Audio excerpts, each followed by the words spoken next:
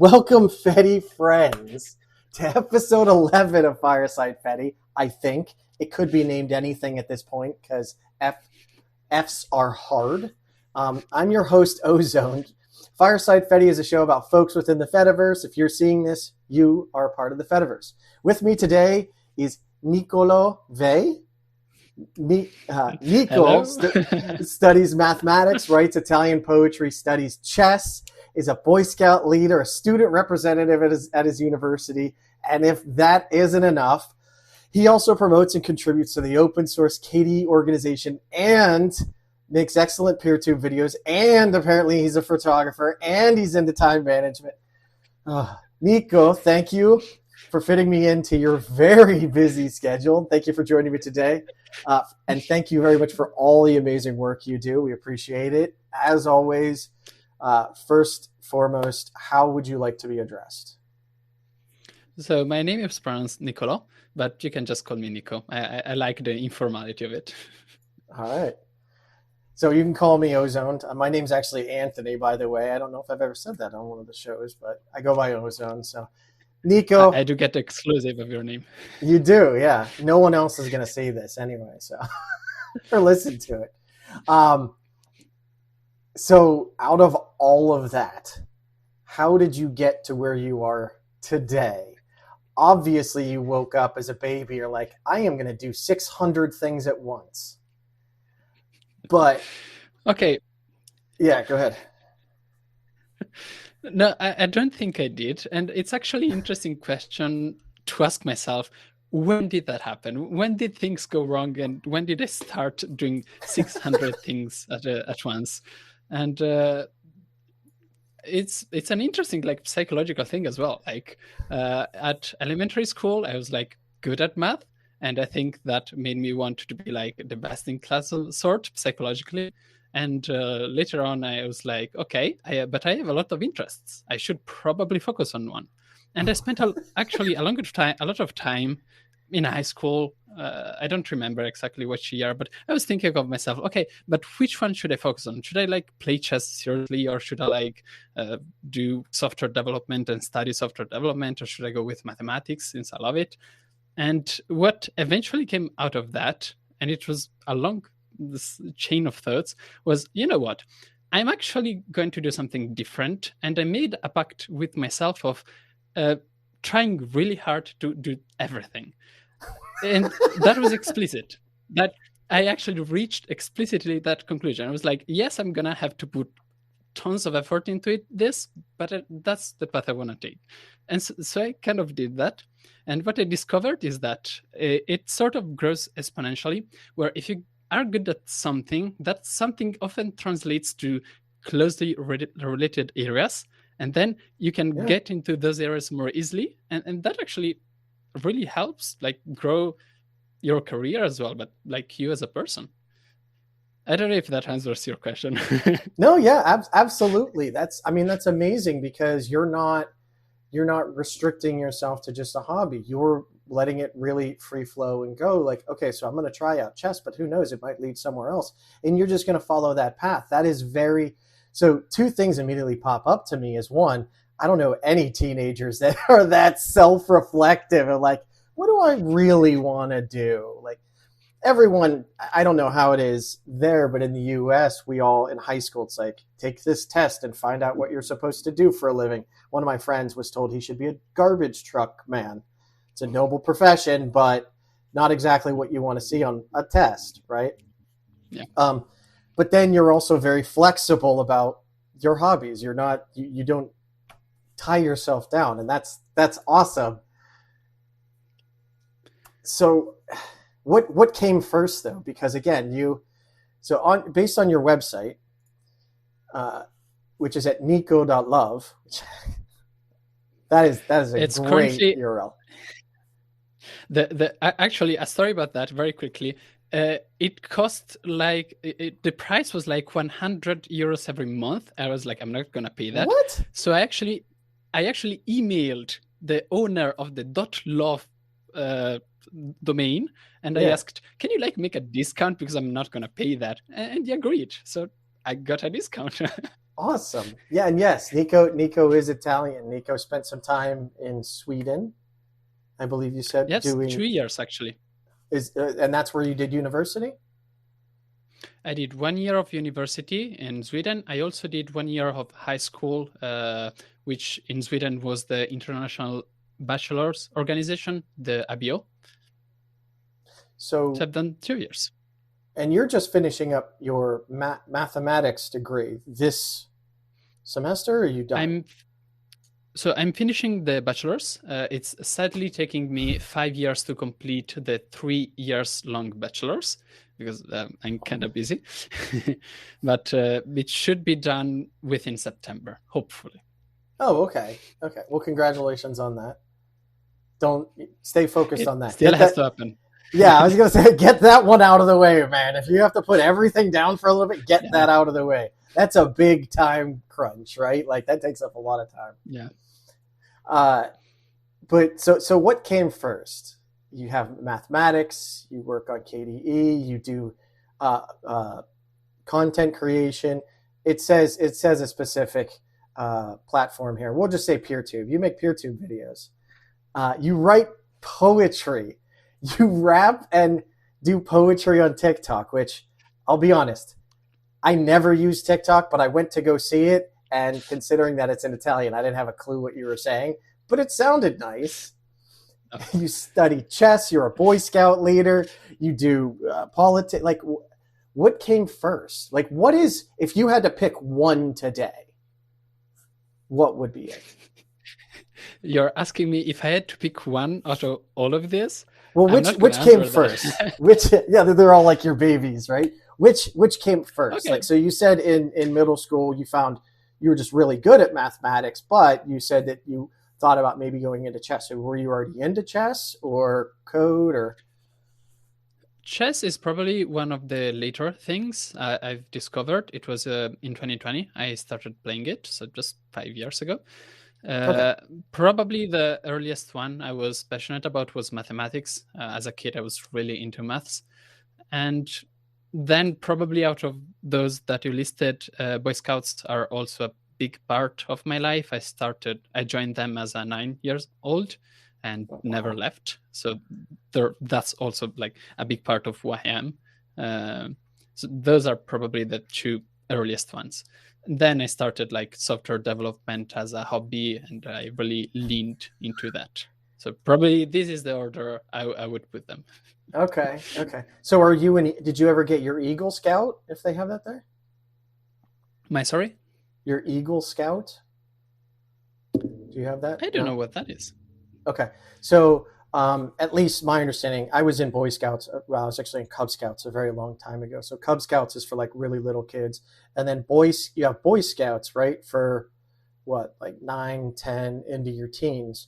But if you do so much, you essentially like go up another level called Eagle Scouts. And Eagle Scouts are actually, I mean, in the grand scheme of things, they're pretty rare, but a lot of it's seen upon highly when you're an Eagle Scout in the U.S. at least. I don't know anyone that's Eagle Scout. I never stuck out, but so I guess you guys don't have that. Okay. No, we don't. That's interesting. We do things very chronologically as long as you're as a kid or a teen. You go through the 3 phases that we have, and when you finish them, you are given the choice to become an educator for the kids, which is what I've decided to do. And then you start like the training to become a better educator. And you do gain some nice perks that they give you with cool names as you do more education on how to be an educator. But there's no like cool title as you're referring to, as at least as far as I know. Okay. Yeah, and Mousy in chat just said that Eagle is a U.S. thing, unsurprisingly given its name. Okay, that makes sense. Yeah. So because you're apparently into everything, and at least with your videos I've seen and being a developer of KDE and being a student of mathematics, those take a lot of work, and you have to be really good at that stuff. So I think it'll be easier. What don't you like to do? What are you not good at? Is there anything, or are you just kind of like, yeah, I'm the perfect person? That's a good question, especially because if I don't come up with an answer quickly, I look like an egomaniac. No, but I do have an answer. One thing that I completely failed at doing is drawing. I actually spent a lot of time practicing drawing. I took drawing classes. I just cannot draw. I'm still gonna try. I'm still gonna spend time on it in the future when I have free time. But I just can't draw right now. Okay. Yeah, no, I'm definitely not into design. Like, I really need to find an artist that'll help me create a better background and all this stuff. Because yeah, I'm not artistic in the least. I've told people, like, I draw stick figures and you can't even tell they're stick figures. Like, that's how. Of course, I took classes when I was young, but I've never been as dedicated as you seem to be with at least trying to do it. I'm just like, nah. Not for me. I spent a lot of time. It's annoying. I put effort. Didn't work out. What's going on? But did you see improvement from when you started till today? You've had to see improvement. Probably yes. Probably. I think the real issue is that I haven't put enough repeated effort. There's been expense of time, even lengthy ones, but should have been like a throughout effort throughout like years. But you have 599 other hobbies that also need your attention. Yeah. So, yeah. What's outside of all your hobbies? What's an interesting fact about you? That really okay. You have some very difficult questions here. What's an interesting fact about me outside of my hobbies? Actually, I sort of build my identity around them. So that's a difficult. I do love. I love Pringles. Oh, who doesn't? This is very useless, but it's not useless. Unreasonably so. Unreasonably so. It's not useless though, because it's all about getting to know you, and now we know something about Nico. The whole web now knows that if you want to get to Nico's heart, send him some Pringles. That's actually how we got this interview set up. Nico's like, nah, I usually book it out at $10,000 a day. And I was like, I have a can of Pringles. Yes, I received a whole pack actually in my house address. So. No, Pringles are actually, I was going to say I've got one right there, but apparently my mom came over and cleaned the place up, so I don't have one anymore.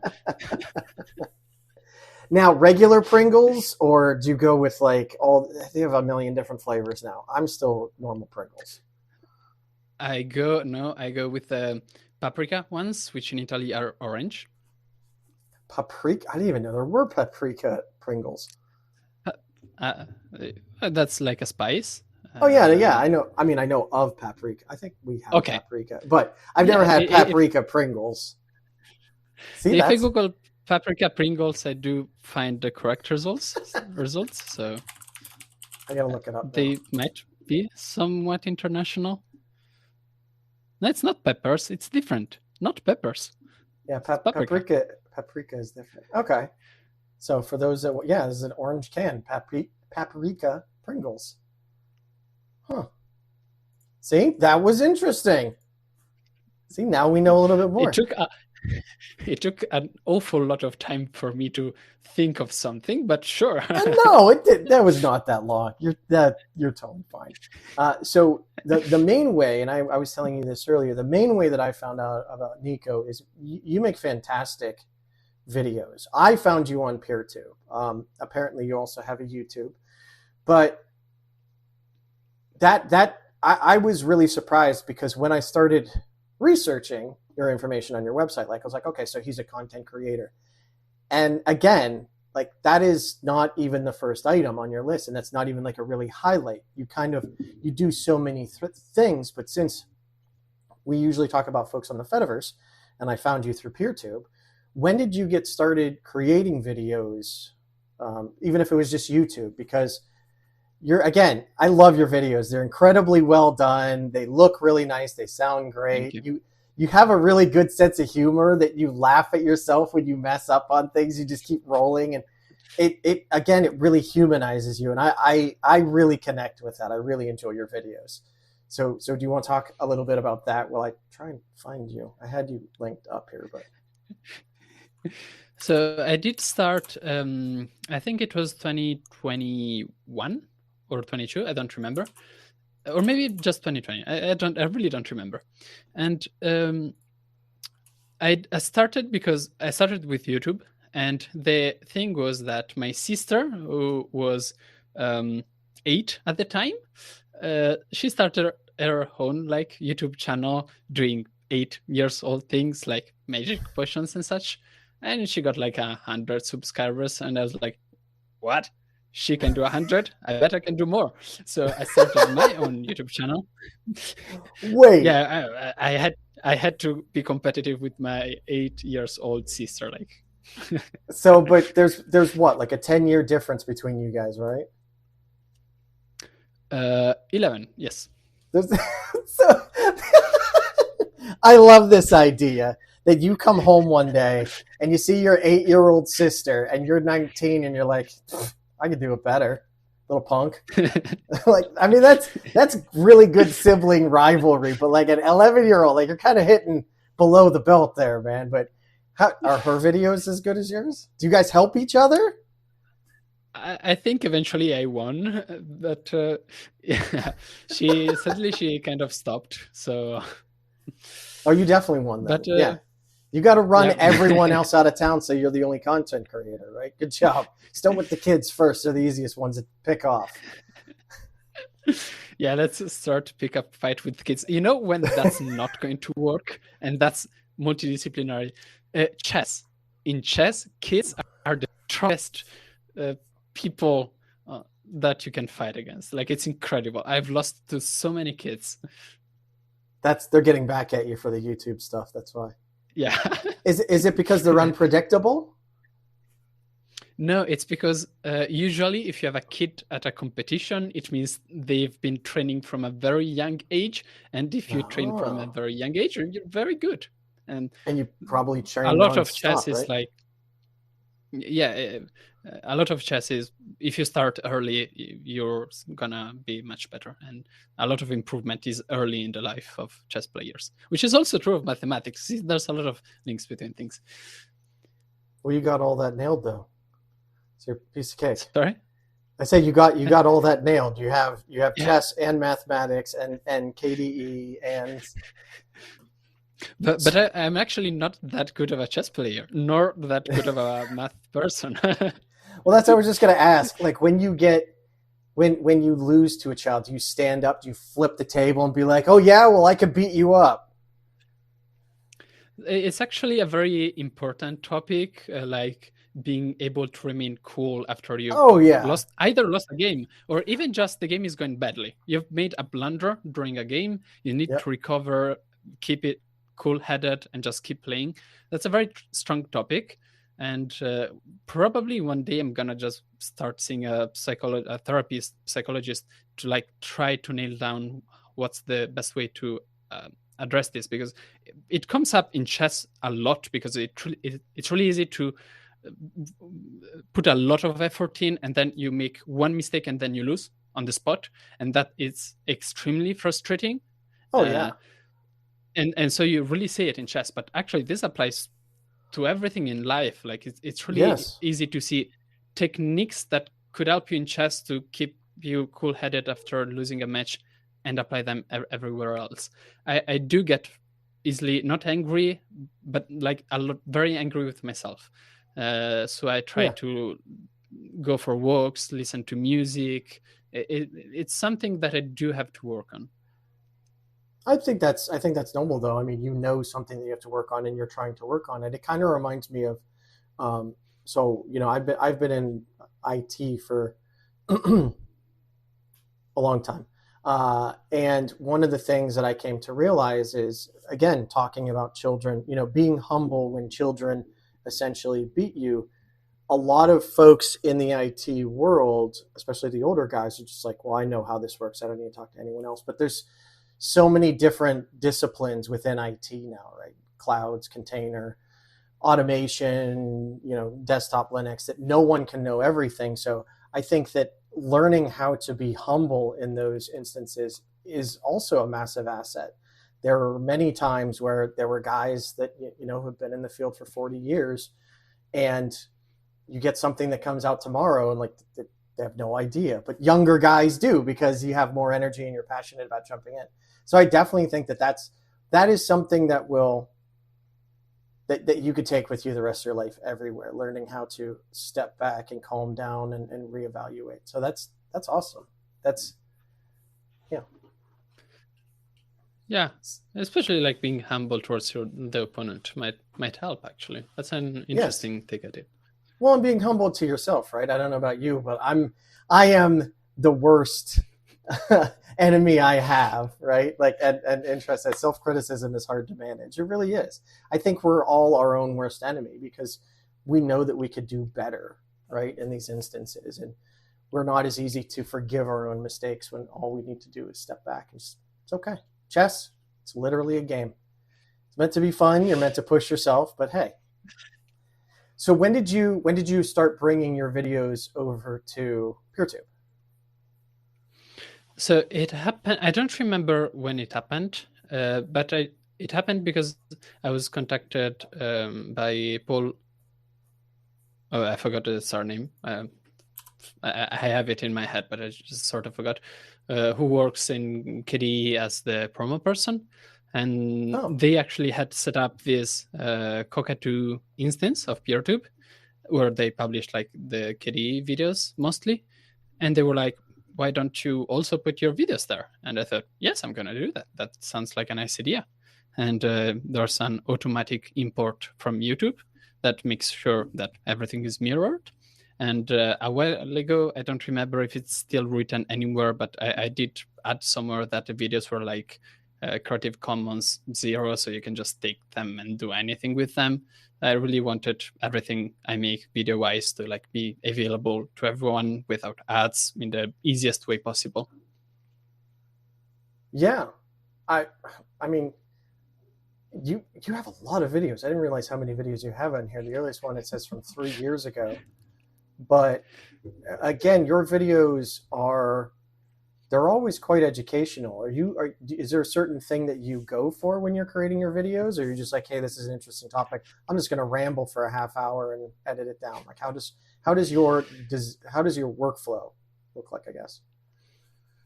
It has changed a lot over the years. So it started as educational videos regarding KDE, like new features and how to do development, devlogs. I decided to outgrow that. I don't want to do that anymore. And I spent a bit of time doing ramblings about the more general world of desktops and then Linux as a whole.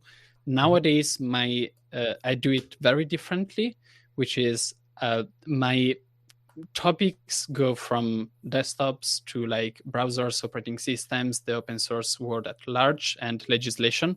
This is sort of the whole the limits. And I write them as articles, which are published on the libre.news. And you can just read them as articles if you prefer. And then they are converted to videos. So I actually put a lot of time to make sure that I don't ramble, and I get straight to the point. I really want to make sure I don't waste anybody's time. So that's how I do things nowadays. Okay. And it definitely seems, again, how long does it take you to do any of the videos that you do? Usually it's 2 hours for the writing part of it and 1 hour for the recording part of it. And then you edit it down to like a 5, 10, 20-minute video? There is no editing phase. That's the cool part of the method that I've set up. I don't have time for editing. If I want to spit out one video every day, I just don't have time to edit. So what you see in the videos, there's no editing at all. Everything, all the animations or the images are done automatically live by OBS. I don't do them afterwards. So what you see and as the video is what I recorded as is. There are sometimes a couple of cuts, but those are due to technical reasons. The teleprompter stops every 7 minutes. I haven't figured out why yet. So I just have to click it, reset it. So I do have to cut those. But if I fixed the teleprompter, I wouldn't have even to do that. So, I mean, we had talked about how you come across as a lot more natural that way because you're just flowing, and it doesn't seem like you leave in the flubs. Like I flubbed at the beginning of this, right? Like you sometimes trip over yourself.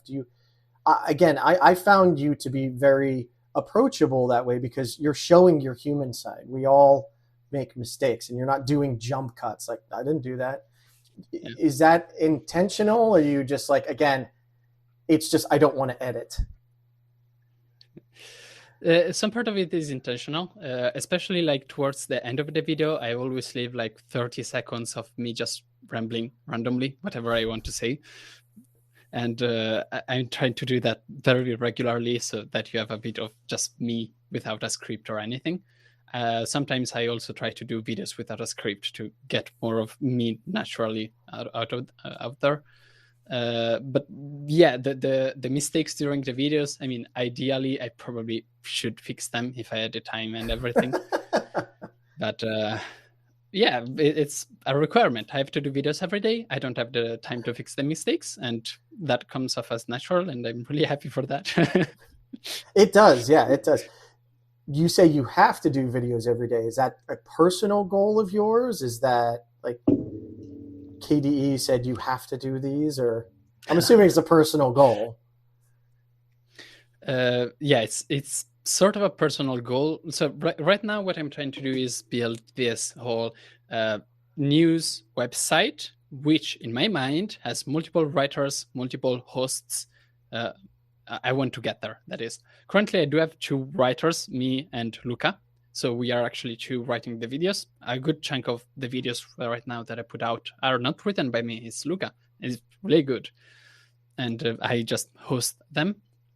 And ideally, I would like to have more people. That said, that means I have to make it economically feasible, which is a difficult task to achieve.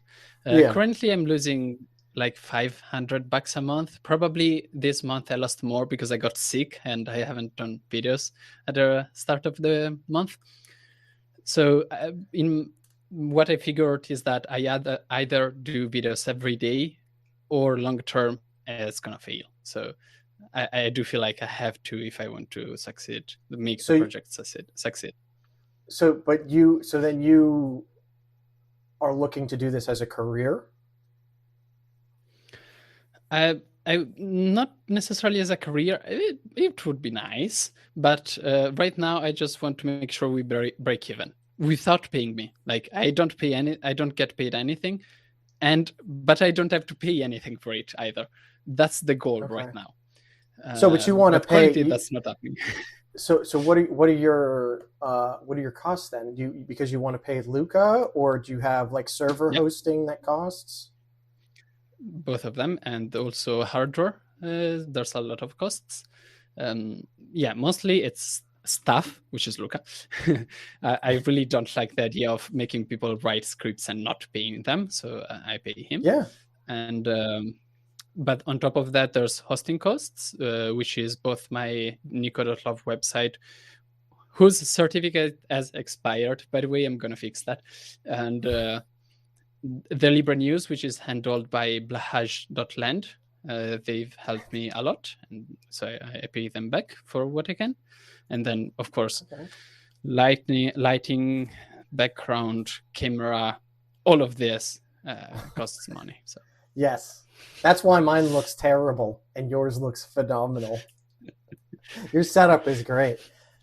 So you are a content creator due to sibling rivalry. But you also do poetry. You also rap.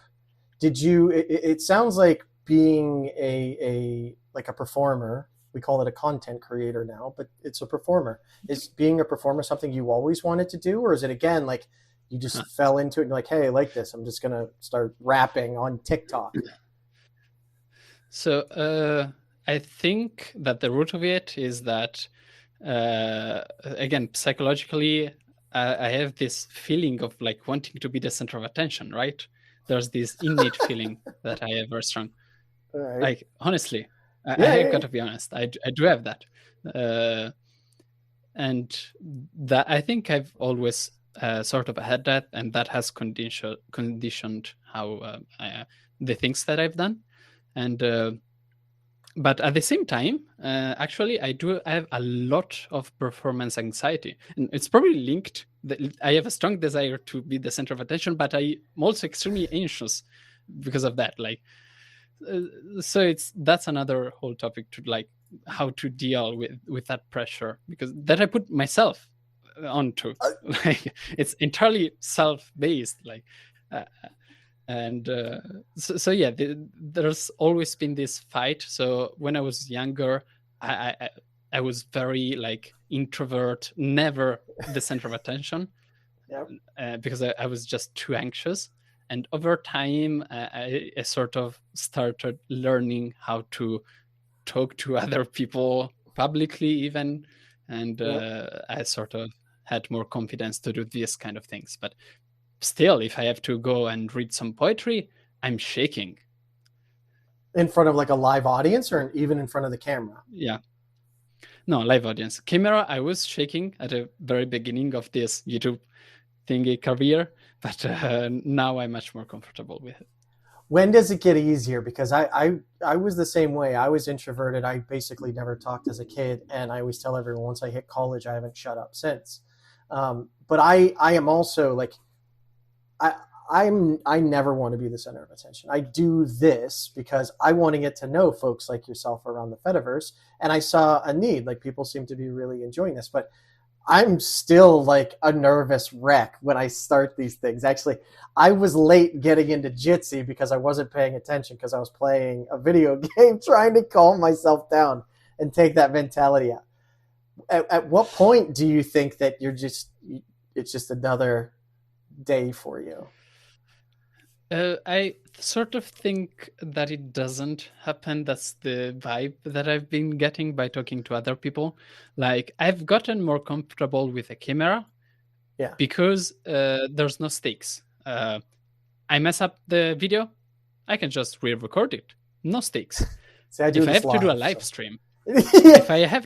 stream, I'm shaking again. Because there's stakes, there's people watching me, and I can go. So now what I've gathered is that you can sort of like alleviate that. Is that the word? Alleviate? Mm-hmm. Yep. Okay. And I've had like suggestions that are useful. I went for months to therapy for this. And there's like from stupid stuff, like I've been told to drink one bottle, no, not bottle, one drink of wine when yeah, to calm the nerves, right? Yeah. But then like rewatching myself helped, because it makes me realize that actually it wasn't so bad. And then there's like time making sure that I don't start too fast with my voice, because when you're anxious you start talking really fast, so you have to be careful with that. There's a lot of meditation techniques to calm physically your muscles. There's a lot of stuff like that you can do to like manage it, but I think it stays there. Okay, so I'm stuck with this forever. That's fine. Same. You're right. You had said something, and I was going to ask about it, and I can't remember what the heck it was. Well, when you think still about this topic, okay. Mm-hmm. No, go ahead. Still about this topic, for me, like if it's a live stream, who cares? The big issue for me about this whole performance anxiety is university exams, because I completely panic during exams at university. I just cannot. I shake, and I cannot speak correctly, and I cannot think, which is a big issue during a university exam. Yeah, that makes that difficult. Yeah, especially mathematics, you kind of have to think. Physics, that would be different. But so that was the main issue that I wanted to address. Okay. So yeah, that's pretty pervasive throughout your life then. It's not just performance anxiety. as far as being in front of a camera. You also get it just sitting down, taking like a written test. Like you're not presenting or performing for someone. We do have oral exams. That's you're talking about oral exams. Okay, we don't have those. Yes, yeah, thank God. But also chess games. Chess games. Literally, I start shaking. I have to go outside. I have to slow down, breathe, Yep. and often I don't manage to. Often I'm just too much adrenaline. And about this, I just keep going. And about this, I read a very interesting book by Nate. Today I don't remember any surname. The political provisions, the forecast one, Nate. The one that made the 9:30 the forecast. Come on, somebody's got to know it. I have no idea what you're talking about. Political forecast. We're both looking it up. Silver. Nate Silver. I don't even know who that Nate is. Silver.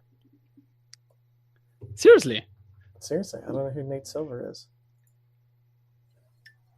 But yeah, he does political forecast. I quite like the guy. And I was saying, Nate, in this book, he talked about poker and performance anxiety in poker, which was very interesting. And basically what he tells is that when you look at the people that are most succeeding in poker, you would expect them to be like the ones that are able to stay calm and cool-headed.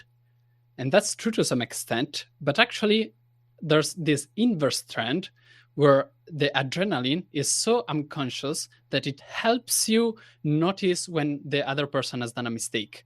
So it actually helps you when you get all nervous and cooked up. It's because actually you've seen that the other person has done something bad and you can take your chance. And so there's stakes. And so that causes anxiety. And that actually helps you in the game to play correctly. And so to some extent, you do need to have that, but not too much. You still need to handle it. So 538, thank you in the comments. So I found that very interesting. So not only you have to live with it, but it's actually useful and you have to use it. Yeah, no, I mean, leveraging it like that, change it from, a negative to an asset, essentially. I don't even know 538, Nate Silver's political calculus. Looks like there's a bunch of sports stuff too. Sorry. Are you like not much into politics? Because I thought like Nate Silver was super known. I mean, I follow standard U.S. Media, specifically like NPR and stuff like that. But considering the current situation with a lot of things here, my anxiety requires me to kind of step back a lot. Because I start understandable. Screaming and yelling at things, and then I like yell at my wife, not like madly. I'm just like, "Can you believe this?" She's like, "No, I can't. Stop looking at it because I don't want to hear it either." It's like, okay, that's a thing.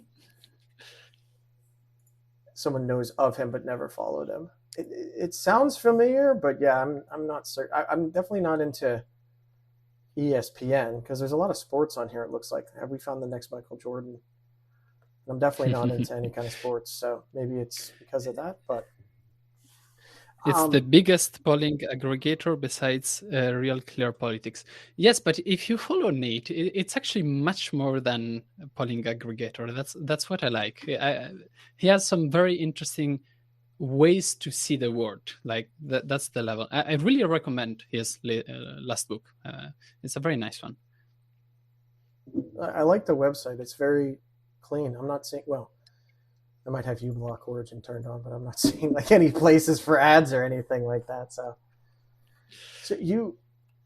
one of the big things that, and again, a lot of your videos are centered around Linux, open source, KDE specifically. So how are you're a KDE promoter and you do some KDE development. Like what is your role with them? I'm assuming is it like as an open source role, you just contribute code, or where's the line kind of drawn with that? So I am hired I am an employee. Oh. Words, right? I'm an employee of Tech Paladin, which is an American company mostly owned by Nate Graham. So I'm actually paid part-time to work on KDE. And it's part of a sponsorship with Valve, thanks to the Steam Deck. So currently, I'm not sure how much I can like disclose of the daily work that I do. But I mean, it's public on the GitLab repo. So mostly I do like Plasma stuff, like bug fixes, stability, and I'll just stop there for sure. So I'll say I've never been a KDE fan, but it does exist on my Steam Decks, and I'm totally fine with it. Like when you need to use it, it works fine. And that's super exciting, right? A lot of people, especially with around Linux, like there's no way to make money with free and open source technology, which we've proven that that's not true. And Valve is one of our, they're not perfect, they do things wrong, but they're one of the biggest supporters that we have. And it's exciting to hear, like, directly because of the success of something like that you're employed, and that's awesome. And the code that you're working on goes out to everyone in the world, so you don't even have to be involved personally with the Steam Deck or Steam or any of that, but you're getting all of that hard work for free. Yeah, Valve actually throws a lot of money into Linux ecosystem development. I absolutely love what they're doing. And it's not just KDE, it's other companies as well. They have a lot of free and open source contractors, and they are doing great work. So this is not sponsored. I mean, they pay me a paycheck, so it sort of is. But I do truly think that... It's not sponsored. They just signed my paycheck. I have to talk nice about them now. No, I don't, but I do, because they are great. I very much like them, and I do own a Steam Deck, and I play a lot of games on the Steam Deck. So I love my Steam Deck. My kids enjoy it. Like the whole ecosystem is just great. I have a PC over there, so when I play games, I have a potato machine, but I use Sunshine and Moonlight. So I use Sunshine on here, and I pick it up over on the other machine, so I can run OBS over there, so I can play the game without any slowdown over here. It's the amount of work that's gone into it is absolutely phenomenal.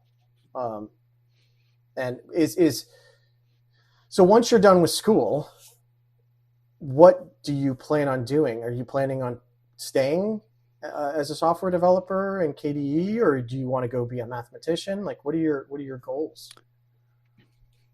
So I never really have a plan for myself that goes beyond 6 months. 6 months is like the largest time span that I can reasonably know what I'm gonna do in 6 months. Beyond that, I don't know. So many important parts of my life happened like a snap of a finger, like just like that.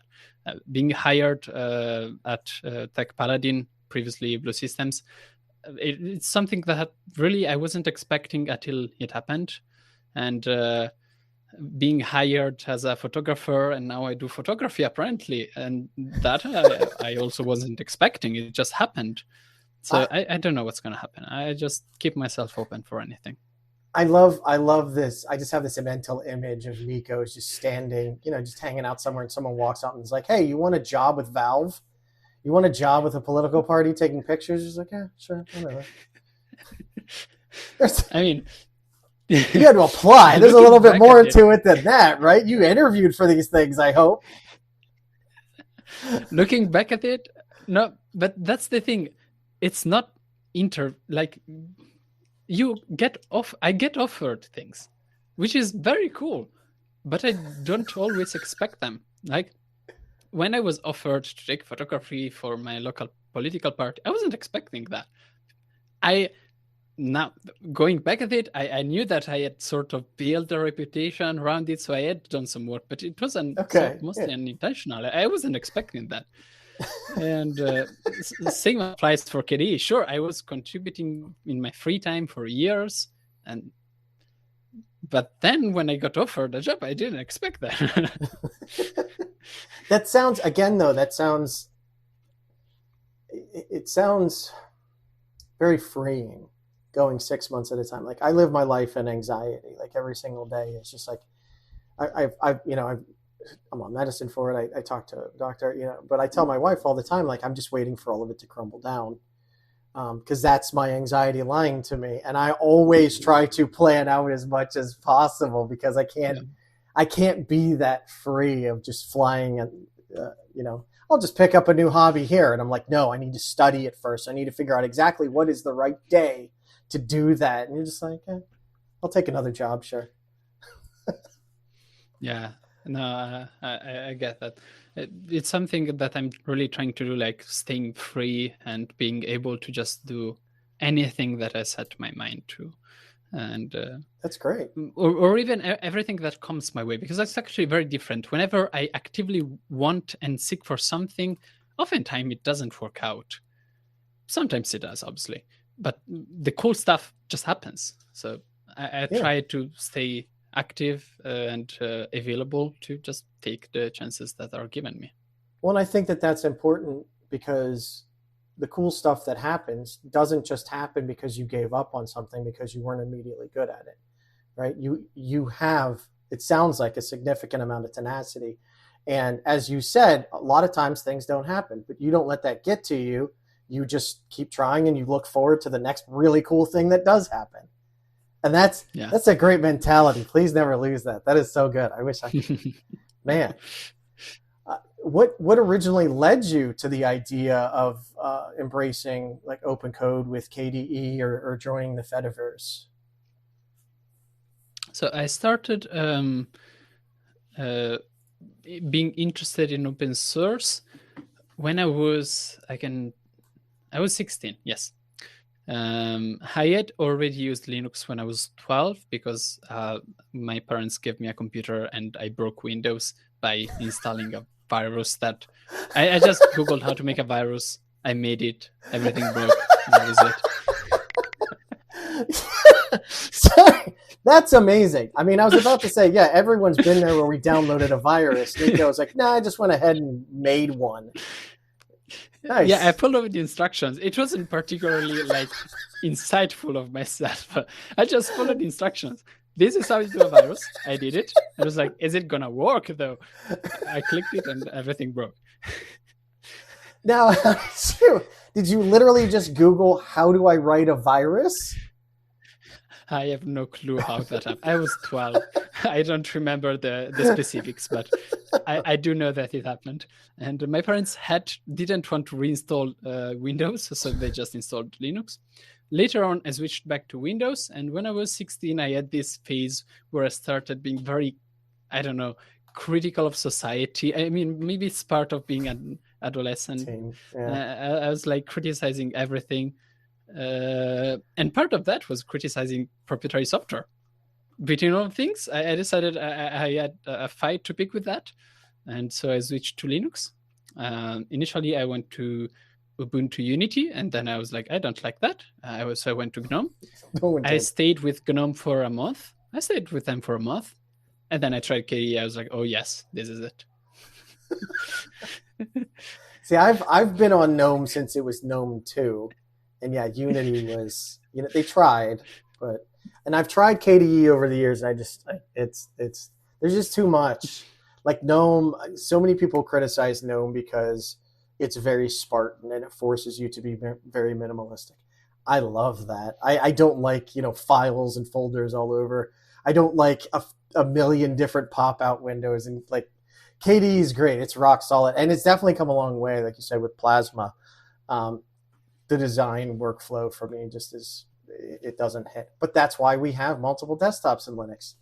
Run what you want. Or create a virus and brick your own computer. It's even easier on Linux. Just rm.rf something. Yeah, don't forget no preserve root though, because they took that away from us. Darn devs trying to be helpful. Yeah, they don't like fun. Right? So what is your idea of success? We go very, very psychological here, very philosophical even.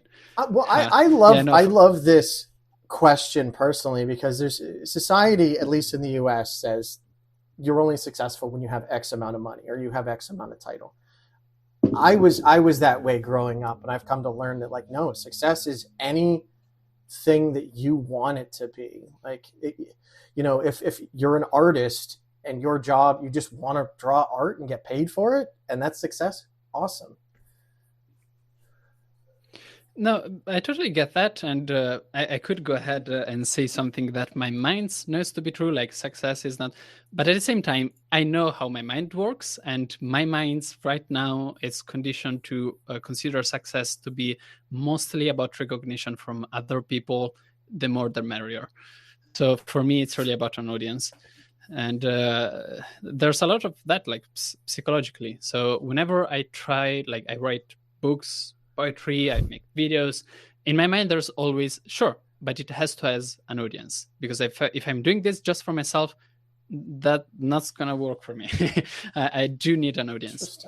And so really my definition of success really goes, and I realized more recently that it's not just about the number of people, but it's really about recognition from the people, especially recognition from the people that I have high esteem of. One reason I think that I have so much anxiety during university exams is because I mostly respect my teachers, and so I want to be seen positively from them. Like, sure. I want the respect, and my happiest moments in university is when one time I did one oral exam so well that it was clear that my teacher had a lot of respect for how I handle things. And I still remember that. It was really cool because the teacher was telling me the question and I started saying the answer, and he was like, no, but write down the question, please. And I was like, no, that's the answer. That's it. I'm done. And he looked at me and I was like, actually, yeah, you're done. That was good. And the exam was over. And I was like, I won. That was it. I won. I like that. So and, is it? Yeah, and some of success for me is that, like. But I think you actually hit on what I was going to ask, which, does it only mean number go up, right? And it's not that. It's more of, even if it's a small amount, if people really appreciate it, if you've made someone proud, if it's something that made, you did something that might have been too convoluted for most people, but those that you really respect. Like if Linus Torvalds came in and was like, holy cow, that was the greatest KDE video in the world, and it's like, yes! Is that how it is, and essentially? Not Linus, but I did receive like comments from much bigger YouTube channels and that people that I had followed for years, and that feels amazing. Like people that you follow, that you know, that you respect, watching your videos and saying that they're good. I don't know, like Luis Rossmann said maybe it was good. Wow. So yeah, that's cool. But it's so odd being a content creator, and I feel like a lot of people don't understand being behind the camera. Not that I'm really good at it, but someone like you, I was actually really nervous to talk to you because I've watched a lot of your videos and they're really clean. And then you have to remind yourself, like, this is a person. This is just a human being. Like Louis Rossmann, like, that's a big thing, right, too? But it's like, yeah, at the end of the day, he's just a guy, and it's okay. It's odd, like juggling those two totally different worlds. And especially, I don't know about you, but it's like you get into performing for the camera, and then as soon as the camera turns off, I'm just like, okay, now what do I do? Like, you don't, when you go to like a party and you say goodbye to everyone, you walk out and it's over, right? When you turn off the camera, you don't get that kind of finality with live streaming. At least I don't. I don't know if it's the same for you. It looks like it's not the same for you, so shut up. No, it's interesting. I hadn't thought of that. I think that for me, that happens because when I publish a video, I get a lot of feedback. I get views, I get a lot of comments, and that is a very big part for me of being a creator online, like getting direct feedback on how I do things. A while ago, I did a podcast, And one of the reasons that it wasn't successful, I just stopped doing it, is that I was receiving no feedback whatsoever about it. No comments, no nothing. And it was doing like decently numbers. It was achieving the numbers that I set out to achieve, but nobody was telling me anything. And yes, back then I was having that feeling. Yeah. I definitely feel that, like, I keep moving forward because, again, I like interviewing people. But yeah, and I tell everyone, if you have any constructive criticism, I want to know it. If there's some way that I can do something better, getting that kind of conversation going is massively insightful. But it's easier for folks just to, hey, it was good, I like it. That's my feedback. And it's not quite the same for me. I don't know if it is for you, like seeing all the thumbs up, like, it's like, yeah, but I want to talk to people. Where can I improve? Because I'm the type of person that no one's perfect. You can always be better in some way and at something. And that's why I always like getting that kind of constructive criticism. Yeah, and that even brings back to the topic of success, because, like, sure, maybe I write a book and it sells 100,000 copies. That's a cool number. Now I want to see what people thought of the book. I want reviews. I want talks about it. Like, right? I want people to talk about the thing. And constructively. Not just the number. Constructively, right? Like, you don't expect everyone to like it, but if someone was just like, Nico, that book sucked. And you're like, okay, great. Tell me why it sucked. Like, explain to me why you did not like, nah, it just sucked. I'll see you later. Bye. And it's like, no. That's for, like, I can handle. Sorry, go ahead. Dealing with constructive criticism is another whole very interesting topic. Okay, go ahead. Yeah. Well, it's not always so easy. Like, a lot of the criticism that I receive, constructive criticism that I receive for my channel, a lot of people either don't realize that it's a choice, an intentional choice that I've made. Yes. Why don't you took out mistakes? No, I actually leave them in intentionally. Yeah. Not because I like them, but because I have to. And but a lot of other times, it's good criticism, correct criticism of things that I cannot currently address. Like, sure, I know what's wrong with my channel. I have a lot of things that I would change if I had the chance of time. But let's be realistic. We have a finite amount of time and effort we can put into it. We can fix some things. Some other things are going to be broken. Yeah. And we just have to deal with that. A lot of people tell me, why don't you take pronunciation lessons? And I should. I totally should. I don't have the time for that. I have a million other things. If right now I stop things to go to take lessons and pronounce, take the effort to do exercises, sure, that's going to help the channel on the long term. But there won't be a channel on the long term because it's going to die by then. Yeah, it's a double-edged sword. I think your pronunciation is fine. Again, a lot of it's interesting when we get criticisms like that about language, especially. I don't know about others, but I'm going to be stereotypical here. As an American, I've seen other Americans, talking. It's like, oh, your English is terrible. And my immediate thought is, how many languages do you talk? Because I talk 2 languages, English and bad English. And pretty much everyone else in the rest of the world would ever like, excuse me for my poor English. And I'm like, that was better than my neighbor. Like, I can understand you just fine. So I wouldn't worry about that. You're again. Yeah. How many languages do you know? You obviously know Italian. You obviously know English. How many more? Because I know you know. That's more. It, sadly. Oh, that's it? Sadly, that's okay. It. Yeah. I'm honestly always... That was a conscious choice. I thought about it, and I decided that learning a third language is very high effort and very low results. Like, I don't need it. There are some things where it could be useful, but mostly I don't need it. Even when I spent 2 years in Sweden, and everybody asked me, are you going to learn Swedish?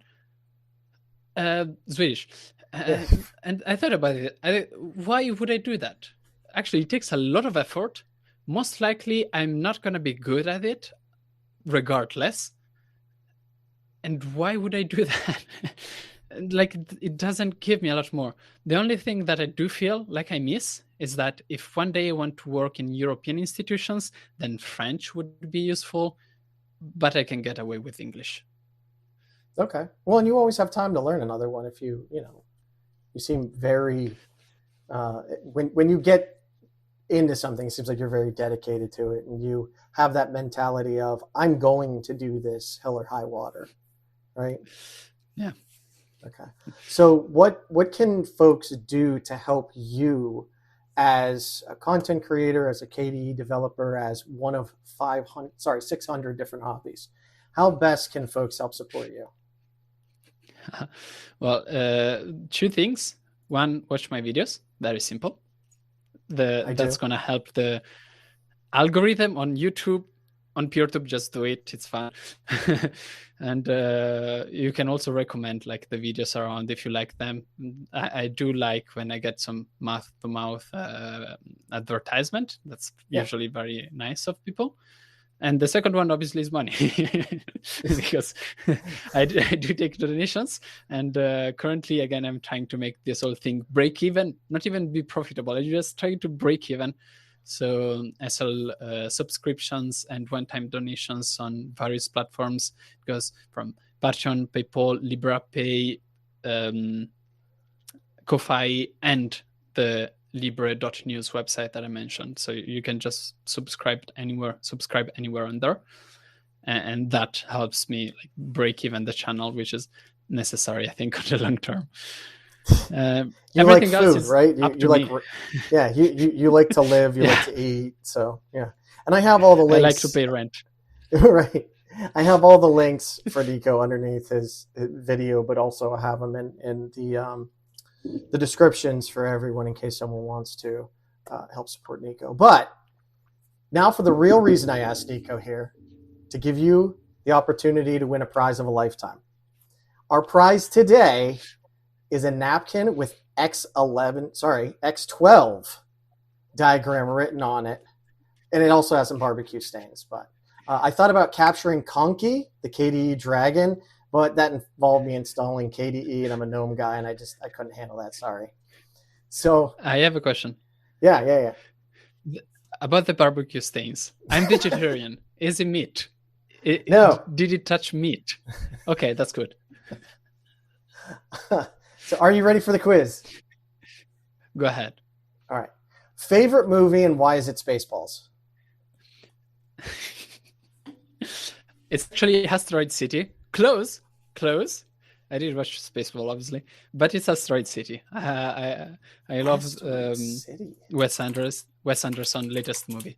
I just love Wes Anderson, and there's all this meta talk about the screenplay being within the film itself. I just love it. I have a new movie I have to watch. It looks like 1950s sci-fi.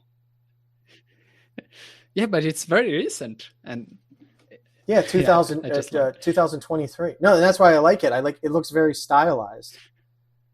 It is the definition of insists upon itself. That is used as a meme. But yeah. No, there's a lot of big actors. I don't even know how I missed this. Okay, I'm gonna have to watch that. Thank you. But Spaceballs is the best movie of all time, by the way. Next question. Looks like I failed the first quiz. So next question. GNOME, KDE, or XFCE? And I feel like it's pretty obvious, but I couldn't come up with anything else. KDE, of course. KDE. So to go for the next question, we'll go to your math hobby education. Pie, tau, or cake? It's a tie between tau and cake. Okay. Why? Because cake is good. Cake is delicious. Obviously. Yeah. And pie is a mistake. Should have been tau. It's funny because I remember, like, when I was, again, building this, the interview for this, I was like, everyone learns pi. And I was like, I know there's something that mathematicians say is better than pi. I can't look it up. And I looked up, like, alternative to pi, and literally the first website was like, pi is wrong. And it's like, okay, this is what I want right here. Yep. All cool equations with pi in it get better if you replace them with tau. All right. It's a fact. What does an alternate universe Nico do? Probably nothing, like sits in the bed all day and just do nothing at all. Never. So he's your doppel. He's the like mirror universe you. So you do everything, and he just. If only I could find an average of that. Well, you'll be happy to know that I reached out to an alternate universe Nico. I have a magic phone here. Don't ask how it works. I invented it, so obviously it works. And when I asked the alternate universe Nico what he did for a living, he said he's a gnome bounty hunter. He hasn't found any gnomes yet, but he constantly hears Linux nerds talking about seeing gnomes, so he knows they're out there. So there you go. Looks like I also got this one wrong then. and may I say, Nico, you're allowed to come on the show anytime because you actually laugh at my jokes and it makes me feel good. Thank you. This one, I'll be honest, I have no idea. I looked this up. But Queen's Gambit, Caro-Kann Defense, or Italian Game? I don't. Okay, let's talk openings. So you brought the topic. Yeah. Let's talk openings. So I play some extremely weird openings. Okay. Intentionally. Bad ones, but I know them really well. And I managed to confuse my opponents by playing them most of the time. So as white, I play before the orangutan, I think it's called, because you just see the only people who would play it was like an orangutan randomly, something like that. It's bad, but I play it. And as black, I do play the Scandinavian modern variation. Okay. Those might be controversial. They might be normal. I don't know. I actually don't know anything about chess. I played chess as a kid, and my kid is like, I want to play chess. I'm like, God, can we just play a video game? Fine. Before does get me everyone to like make fun of me at a chess club. Everybody's gonna say, one day you're gonna stop that, and I'm gonna know. I'm just gonna keep playing that. Yeah, you have to. That becomes part of your personality, right? Like everyone expects it. Yeah. So you got to do it. All right. And then for our last question, it will be sent telepathically to you. I'll send you the question. I'll let you know when I sent it. Obviously, you'll know because we're telepathic, and you'll get it. But for the audio listeners, I like to let them know when you get the question, and then I'll ask for your answer, okay? Here it comes. Okay. So you should have the question, so go ahead and tell me your answer. It's cool because I already knew the answer before you even sent the question, and the answer is 42. Because we're telepathic. And you can see the future. Mm-hmm. The 42, that's the second person. I think Gabe also went with 42. I mean, the answer was, what is 21 plus 21, which, I mean, so that adds up. So I think it was actually 7 times 6, but sure. We must have dropped some telepathic packets on the way. Check the checksum on that. So, congratulations. You got every answer either correct or incorrect. Good job. I went ahead and gave the napkin to our community member Eddie to bring to you, but he thought it was just a regular napkin and he wiped his face on it and threw it away. So I'll make sure to punish Eddie by making every time. Right? I'll make sure to punish Eddie by making him review all the X11 code, though. So don't worry. He'll... Don't be so harsh. Like I can forgive that. I can forgive that.